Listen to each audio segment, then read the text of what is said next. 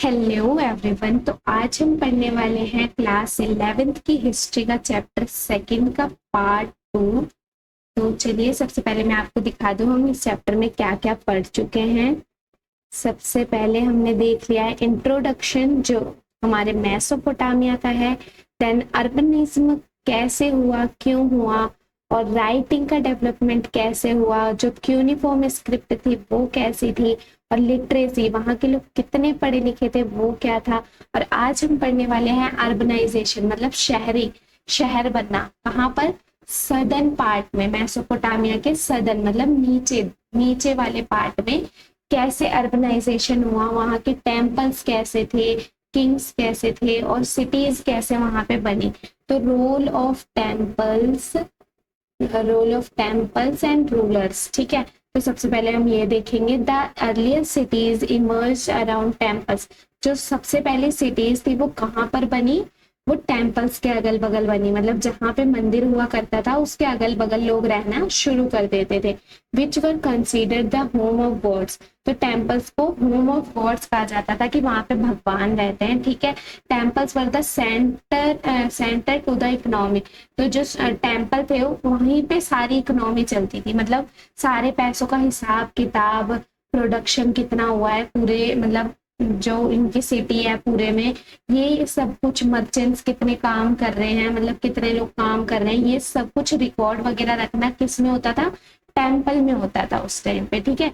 जैसे राजा का मोस्टली सारा काम कौन करता था? हमारे टेम्पल्स वगैरह में हुआ करता था कि भाई किसने कितना प्रोडक्शन किया है, कितना में बेचा है, कितनी इकोनॉमी चल रही है, लोग कितना कमा रहे हैं, ये सब कुछ, ठीक है। और सक्सेसफुल चीफ्स जो बड़े बड़े, जो मान लो बड़े बड़े लोग होते थे ना, उनको फिर किंग बना दिया गया धीरे धीरे। पहले तो सब कुछ टेम्पल में रखा जाता था, देन धीरे धीरे इनको किंग बना दिया गया, जो वहां के मतलब हेड वगैरह होते होंगे उनको किंग बना दिया। और ये किंग क्या करते थे? टेम्पल को बहुत ब्यूटीफुल तरीके से सजाते थे, टेम्पल में बहुत अच्छे से गॉड्स वगैरह की पूजा करते थे, यज्ञ वगैरह करते थे, है ना। जो होता है ना हवन वगैरह कर देना, आग जला के जो होता है ना, तो वो सब कुछ यज्ञ वगैरह करते थे। टेम्पल्स को बहुत अच्छे से सजाने के लिए महंगे महंगे पत्थर मंगाए जाते थे। क्या करा जाता था? महंगे महंगे पत्थर मंगाए जाते थे। और जितने अच्छे से उस टाइम पे, पता है, जितना जिस राजा के दरबार में, जिस राजा के राज्य में जितना सुंदर टेम्पल होगा उस राजा की उतनी ही, मतलब वो माना जाता था कि भाई जितना सुंदर।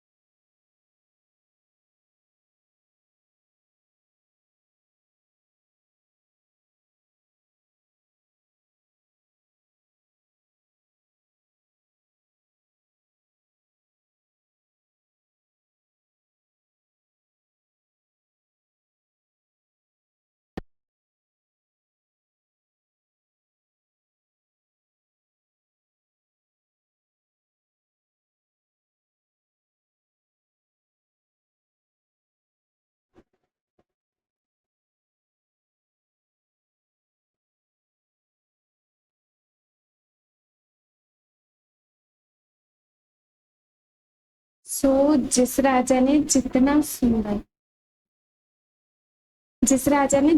सुंदर टेम्पल बनवाया होता था ना, उसकी उतनी ही चलती थी, उसको उतना ही माना जाता था कि भाई इतना सुंदर टेम्पल है, मतलब ये राजा बहुत अच्छा है ना। ऐसे ही एक सिटी है, उसका नाम है उरुक। भाई इसके ऊपर क्वेश्चन बनता है। उरुक जो सिटी है वहां की बहुत लार्ज पॉपुलेशन थी, बहुत ज्यादा लार्ज पॉपुलेशन थी, बहुत बड़ा था उरुक, है ना। और बहुत समृद्ध भी था, मतलब इनके पास बहुत पैसा था, बहुत अच्छा राजा था इनका, बहुत अच्छे से ग्रोथ हो रही थी इनकी। तो इन्होंने क्या कर लिया था, अपने पूरे उरुक को क्या कर लिया था, किले बंद कर लिया था, मतलब अगल बगल पूरे उरुक के क्या कर दी, एक दीवार खड़ी कर दी, पूरी वॉल्स, डिफेंसिव वॉल्स खड़ी कर दी कि कोई और आके हम पे हमला ना कर सके, ठीक है। उरुक के बारे में इतना है, याद रखना है, ठीक है। Then life in the city, life कैसी थी लोगों की, सोसाइटी कैसी थी, फैमिली कैसे बनाई जाती थी। तो मेसोपोटामिया जो है वहां पे हायरार्कियल स्ट्रक्चर चलता था, मतलब जैसे जो वेल्थ है, जो पिताजी के पास वेल्थ है वो बड़े बेटे को मतलब बेटों में बराबर बांट दी जाएगी, है ना, सारे बच्चों में बराबर बांट दी जाएगी। तो ऐसे हायरार्कियल स्ट्रक्चर चलता था किसमें, वेल्थ के लिए हायरार्कियल स्ट्रक्चर चलता था, ठीक है। और न्यूक्लियर फैमिली होती थी, मतलब एक माँ है, एक पिताजी हैं और उनके बच्चे हैं, ये न्यूक्लियर फैमिली होती है, वहां पे ऐसे ही होता था, ठीक है। और एक्सकेवेशन मतलब खुदाई वगैरह में हम लोगों को पता चला है एक उर नाम की जगह थी, वहां पे क्या था, मतलब बहुत पतली पतली सी, बहुत मतलब पतली पतली सी गलियां थी और इरेगुलर शेप्ड के घर थे, मतलब ढंग से बनाए नहीं गए थे घर। और वहां पे लैक ऑफ टाउन प्लानिंग, मतलब टाउन प्लान करके नहीं बनाया गया था, जहां मर्जी जिस मर्जी ने अपना घर खड़ा कर लिया था। तो ये सब कुछ था उर में, याद रखना। उरुक, पिछली वीडियो में मैंने उरुक पढ़ाया था, नहीं इस वाले में हमने उरुक पढ़ा है। इस स्लाइड में उरुक अलग है एंड उर अलग है, प्लीज याद रखना, ठीक है। उरुक अलग है एंड उर अलग है। उर में हमें ये मिला है, ये जो हम उर पढ़ रहे हैं इसकी खुदाई में हमें ये मिला है कि यहाँ पे पतली पतली गलियां थी और यहाँ पे जो हाउस थे ना वो अच्छे से नहीं बनाए गए थे, और यहाँ पे टाउन प्लानिंग मतलब कोई भी प्लान नहीं किया गया था, जो मर्जी जहां मर्जी बन रखा था, ठीक है। एंड जो उर था वहां पे व्हील्ड कार्ट्स बहुत कम पाए गए हैं, मतलब हर जगह व्हील्ड कार्ट्स नहीं पहुंच पाते थे। अब बताओ पतली पतली सी गलियां हैं तो गलियों में कैसे घुसेगी रेड़ी, जो भी है कुछ भी है वो सब कुछ नहीं घुस पाएगा ना। तो व्हील कार्ट्स जो थे वो यहाँ पे नहीं जा पाते थे घर घर तक, ठीक है। और यहाँ पे जो स्ट्रीट की ड्रेन्स है, मतलब नालियों का सिस्टम भी अच्छा नहीं था, मतलब जो घर में से गंदा पानी है वो बाहर कैसे निकलेगा, गली में से वो आगे कैसे जाएगा, ये सब कुछ इन्होंने ड्रेनेज सिस्टम कुछ भी अच्छा नहीं था यहाँ पे, समझ गए आप। तो चलिए चलते हैं आगे। ना समझ आया तो एक बार फिर से वीडियो देख लेना प्लीज, है ना। Trade and the movement of goods, अब इन लोगों के पास बहुत ज्यादा एक्सेस चीजें होने लग गई थी, मतलब ये लोग खेती करते थे तो इनके पास अपने खाने पीने से अलावा बहुत सारा सामान बच जाता था, तो ये उसको बेचने लग गए। अब हब ऑफ एक्सचेंज बन गया, मतलब ये कुछ देते थे किसी को और किसी और से कुछ ले लेते थे, ठीक है। तो Mesopotamia was rich, Mesopotamia rich कैसे था, रिच वो फूड रिसोर्सेज में था क्योंकि ये लोग खेती बहुत अच्छी करते थे, ठीक है। और इनके पास मिनरल रिसोर्सेज, लेकिन इनके पास क्या था, लैक था मिनरल रिसोर्सेज का।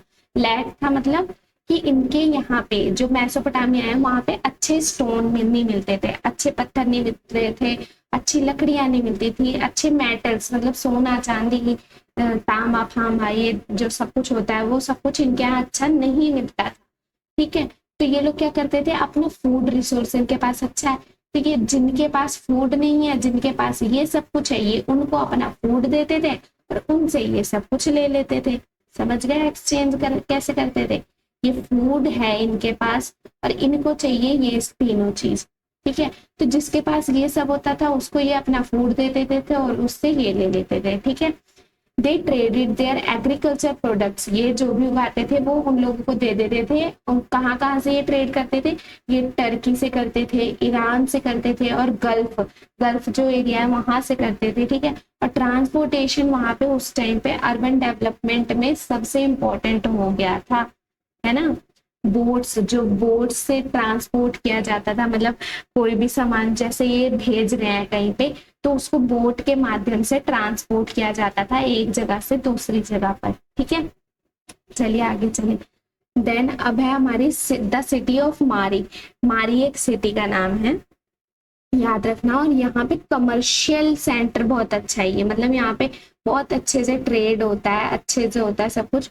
तो मारी जो है वो अच्छे से कब, मतलब इसकी ग्रोथ कैसे होने लग गई, कब से, 2000 BC से इसकी अच्छे से ग्रोथ होने लग गई। और ये कहाँ पे पाई जाती है, यूफ्रेट्स नदी जो है हमारी, जिस यूफ्रेट्स जो नदी है उसके बगल में हमारी मारी जो जगह है वो पाई जाती है, ठीक है। और यहाँ पे क्या अच्छा मिलता था, यहाँ पे लकड़ी अच्छी मिलती थी, कॉपर अच्छा मिलता था, टिन अच्छा मिलता था, ऑयल अच्छा मिलता था, वाइन मतलब शराब अच्छी मिलती थी, ये सब कुछ वहां पे अच्छा मिलता था, ठीक है। और इनका जो किंगडम था मारी का, ये मिलिट्री इनकी स्ट्रांग नहीं थी ज्यादा, लेकिन इन्होंने फिर भी ग्रोथ इतनी कैसे करी, इन्होंने ट्रेड के माध्यम से इतनी ग्रोथ करी।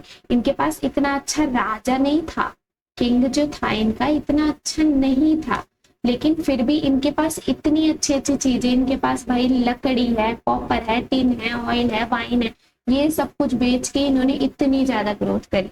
समझ गए?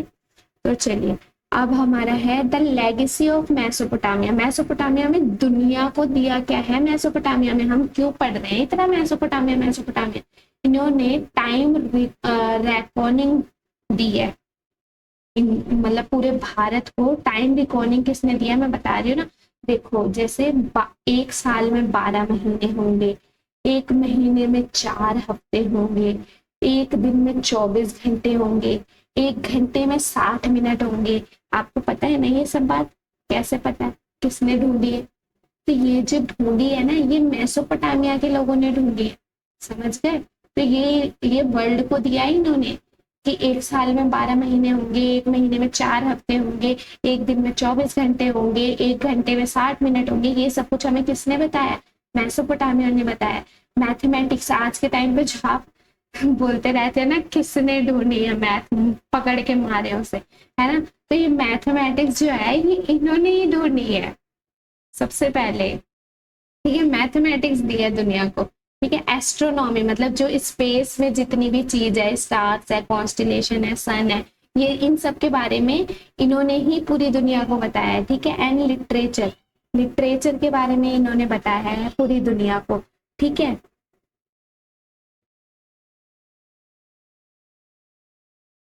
तो चलिए अब आगे चलते हैं। ठीक है, अब हमारे की कॉन्सेप्ट्स कौन से हैं, आपके एग्जाम के हिसाब से क्या क्या मेन चीज है, प्लीज इसे जरूर पढ़ के जाना।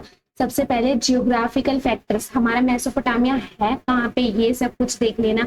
डेवलपमेंट कैसे हुई है राइटिंग की, और राइटिंग का क्या महत्व है, जो क्यूनिफॉर्म हमारी फॉर्म है उसका किस लिए यूज किया जाता था, रिकॉर्ड रखने के लिए किया जाता था। अर्बनाइजेशन प्रोसेस क्या है, मतलब अर्बनाइजेशन कैसे आया, वो लोग ट्रेड कैसे करने लगे, ये सब कुछ अच्छा है, ये पढ़ना है आपको। और सोशल स्ट्रक्चर कैसा है, मतलब वहां पे फैमिली कैसे रहती है, हायरार्कियल सिस्टम है, ये सब कुछ आपको देखना है।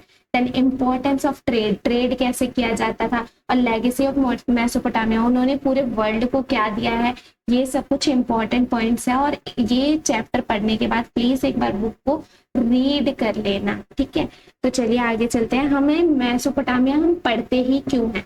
मेसोपोटामिया हम इसलिए पढ़ते हैं ताकि कहाँ से ये सब कुछ शुरू हुआ, अर्बन लाइफ कहाँ से शुरू हुई, राइटिंग स्किल कहाँ से शुरू हुई, गवर्नेंस मतलब राजा महाराजा का सिस्टम कहाँ से शुरू हुआ, तो वो सब कुछ मेसोपोटामिया से ही शुरू हुआ है। वो जानने के लिए हम मेसोपोटामिया पढ़ रहे हैं। और हमारी जो लेटर सबसे पुरानी जो सिविलाइजेशन है पूरे वर्ल्ड की, वो कहाँ कौन सी है उसके बारे में हमने जानने के लिए ये मेसोपोटामिया हम पढ़ रहे हैं। और मेसोपोटामिया जो था वो मतलब कॉम्प्लेक्स सोसाइटी कैसे बनाई जाती है, कहाँ से वो लोग भाई, कहाँ जस्ट एक खेती कर रहे थे, खेती से उन्होंने राइटिंग सीखी, ट्रेड कर रहे हैं, कितनी आगे पहुंच गए। तो और कॉम्प्लेक्स सोसाइटी, एक दूसरे को साथ में लेके चलना, एक दूसरे के ऊपर डिपेंडेंट होना, ये सब कुछ हमने मेसोपोटामिया से सीखा, इसलिए हम मेसोपोटामिया पढ़ रहे हैं। ठीक है, तो आगे चलते हैं। Thank you for